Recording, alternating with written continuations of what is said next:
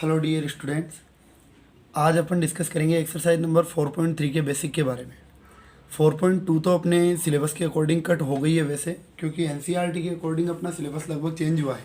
NCERT और अपना RBSE दोनों का सेम प्रोसीजर है, जिसमें 4.2 को, जिसमें संक्रियाओं की सारणी, ये सारणिकों की संक्रिया थी, उसको अपने हटा दिया गया है इस बार। 4.3 में अपने त्रिभुज के बारे में पढ़ेंगे अपन, जिसमें त्रिभुज का क्षेत्रफल आपसे ज्ञात करवाएगा। अब आपको पता है त्रिभुज में 3 बिंदु होते हैं अपने पास में, जिसको सीट्स बोलेंगे अपन। पहला x1 y1, x2 y2, x3 y3, ये तीनों सीट्स है अपने पास। अब क्लास 10 में आपने त्रिभुज का क्षेत्रफल पढ़ा था, वो यहीं से मिला था आपको जब इसका प्रसार करोगे तब। जैसे x, ये x1 हो गया 1/2 x1 y2 माइनस y3, फिर x2 y3 minus y1, x3 y1 minus y2, जिसकी अपन ने ट्रिक भी बना रखी थी 1 2 3। अब 2 1 को ले जाओ तो हो गया 2 3 1। अब 1 और 2 दोनों को ले जाओ तो हो गया 3 1 2। अब 12th क्लास के अकॉर्डिंग क्या होगा, इसको सारणिक के अकॉर्डिंग अपने को निकालना पड़ेगा। तो त्रिभुज का क्षेत्रफल सारणिक में आएगा 1/2 तो आता ही है त्रिभुज के क्षेत्रफल में। सारणिक में तीनों बिंदु सेट करेंगे।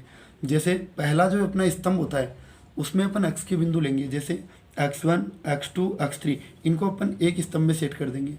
दूसरे स्तंभ में बच के कौन, y1 y2 y3, इनको दूसरे स्तंभ में सेट करेंगे।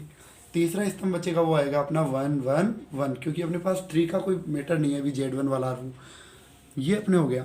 अब इसको सोल्व करने के लिए आपको पता है संख्यात्मक मान होंगे, ये सब आप इसको प्रसार के रूप में सोल्व कर सकते हो। एक चीज़ ध्यान रखना, त्रिभुज का क्षेत्रफल है। अब आपको पता है क्षेत्रफल यदि भुजाओं में होता है तो जैसे सेंटीमीटर स्क्वायर, मीटर स्क्वायर वो आता है, लेकिन यहाँ पे कोई भुजा नहीं है तो आप इकाई स्क्वायर बोल सकते हो या फिर वर्ग इकाई आप इसको बोल सकते हो। अब 4.3 में त्रिभुज के क्षेत्रफल के अलावा अपने पास में और भी मैटर होंगे, जैसे रेखा का समीकरण ज्ञात करना, 3 बिंदु सरेख दिए हुए तो उनको सरेख सिद्ध करना, या फिर त्रिभुज का क्षेत्रफल दिया हुआ है तो कोई भी अल्फ़ाबेट दे देगा जैसे के, उसका मान निकालना। उसके लिए देखो, यदि आपको प्रश्न में त्रिभुज के क्षेत्रफल का मान दिया हुआ हो, अब अपने को पता है क्वेश्चन में अपने को जैसे त्रिभुज का क्षेत्रफल आप निकालते हो तो माइनस में भी आ सकता है, प्लस में भी आ सकता है, लेकिन अपन सर्वमान्य किसको बताते हैं, प्लस वाले को। क्यों? क्योंकि त्रिभुज भुजाओं से बनी आकृति होती है, जो भुजाओं से है तो भुजाएं भी प्लस में होती है, तो इसका आंसर भी किस में आएगा, प्लस में। तो अपन क्या करेंगे, अपने को पता है कि त्रिभुज का क्षेत्रफल प्लस और माइनस दोनों में आ सकता है, तो हम क्या बोलेंगे, त्रिभुज के क्षेत्रफल का मान दिया हुआ हो तो यदि अपन क्वेश्चन में त्रिभुज का क्षेत्रफल रखेंगे तो उसके मान के साथ में प्लस और माइनस दोनों लगाए जाते हैं। फर्स्ट कंसेप्ट ये। दूसरा है, यदि आपको ऐसा कहे कि यदि 3 बिंदु अपने पास में यही x1 y1 x2 y2 x3 y3 ये सरेख दिए हुए हो, सरेख मतलब यदि आप इसकी संधि करते हो तो आपको मिलता है सम प्लस रेख, मतलब सम समान और रेख रेखा। समान रेखा पर स्थित तीनों बिंदु, मतलब यदि, अब एक बात बताओ, जैसे ये अपने पास में मैं कोई भी डायग्राम बनाऊं, सीधी रेखा बना दूं, उस पर 3 बिंदु ले लूं, सर डायग्राम है तो ये रेखाखंड हो गया या फिर रेखा हो गई, इसमें कोई आकृति तो बनी ही नहीं।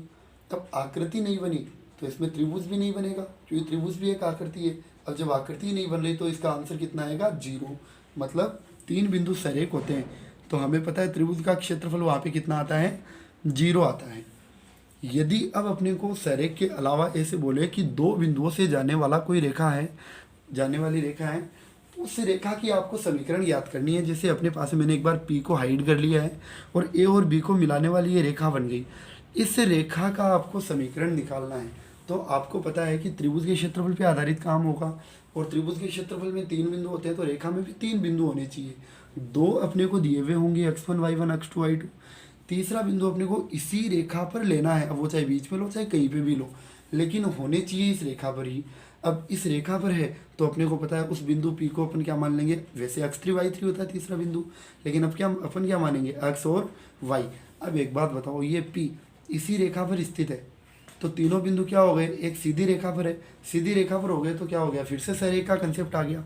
मतलब इन तीनों बिंदुओं को त्रिभुज के क्षेत्रफल में रखेंगे और बराबर में 0 कर देंगे। क्यों?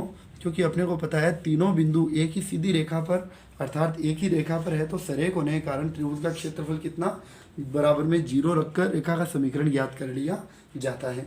अपने 4.3 में यही एक कंसेप्ट है, जो 2-3 कंसेप्ट मैंने बताए ये अप्लाई हो रहे हैं, उसके अलावा कोई कंसेप्ट नहीं है। ठीक है। हेलो स्टूडेंट्स, अब अपन डिस्कस करने जाएंगे एक्सरसाइज नंबर 4.3 के बारे में।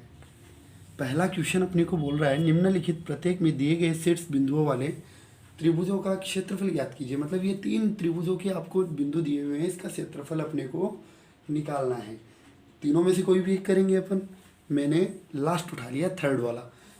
त्रिभुज के शीर्ष अपने को दे रखे हैं ये रहे ABC।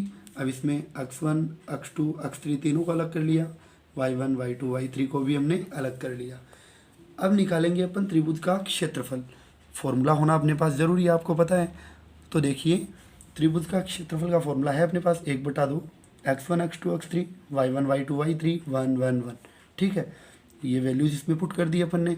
अब देखिए इसको प्रसार करते हैं अपन। 1/2 तो बाहर है, इसमें कोई टेंशन नहीं है अपने को। प्रसार करते हैं, अपना बेस्ट होता है C1 के अकॉर्डिंग, मतलब फर्स्ट कॉलम के अकॉर्डिंग। तो मैंने 2 को पकड़ लिया। अब अपने पास इसको छोड़ेंगे अपन, इसको छोड़ेंगे, ये बच गया, इसको नोट कर दिया एज इट इज़। ये प्लस है, माइनस प्लस, तो 3 किसका होगा? माइनस का। अब 3 वाली पंक्ति को छोड़ दो, 3 वाले स्तंभ को छोड़ दो, बचा -3 1 -1, ये -8 और 1। अब बचा ये माइनस, अब इसके साथ आएगा प्लस ही, लेकिन है माइनस ये, तो प्लस, फिर इसका 1 का खुद का माइनस हो गया। अब इसकी पंक्ति छोड़ो, इसका स्तंभ छोड़ो, बचा -3 1 2 और 1। ये लो, अब इसको ओपन कर लेते हैं अपन। देखो तो 1/2 -2, 2 को 1 से गुणा कर लेंगे, 1 है, -8 है और बीच में माइनस है। अब -3, 1 को -3 से गुणा कर लिया, 1 को -8 से गुणा कर लिया। अब प्लस माइनस माइनस 1, 1 को -3 से गुणा करो, 1 को 2 से गुणा करो। ठीक है, अब देखिए अब अपन क्या करते हैं, अब इसके आगे प्रोसीजर को देखते हैं अपन। जैसे 1/2, 2 एकम 2, माइनस माइनस प्लस, 8 एकम 8, तो 8 और 2 10 हो गए। ये -3 अपने पास है, 3 को 1 से -3 हो गया, माइनस माइनस प्लस, 8 एकम 8, मतलब 8 प्लस का 3 माइनस का। 8 में से 3 को घटाओगे कितना बचेगा? 5। -1 है, -3 1 से गुणा होगा, -3 आएगा, 2 एकम 2, -3 -2, जिनसे अपने को प्राप्त हुआ कितना? -5।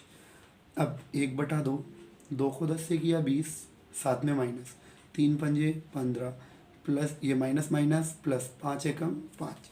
अब अपने को पता है ये अपने पास -35 प्लस 5 -30, भाग लगाओगे -15। सर ये क्या हुआ? आपने बताया था त्रिभुज का क्षेत्रफल माइनस में नहीं आएगा, यहाँ आ गया। कोई बात नहीं, ज़बरदस्ती अपने को प्लस बना लेना है। तो देखो अपन क्या बोलेंगे कि त्रिभुज का क्षेत्रफल हमेशा किसका होता है? प्लस का होता है, मतलब धनात्मक होता है। तो त्रिभुज का क्षेत्रफल कितना आ गया? 15 वर्ग इकाई।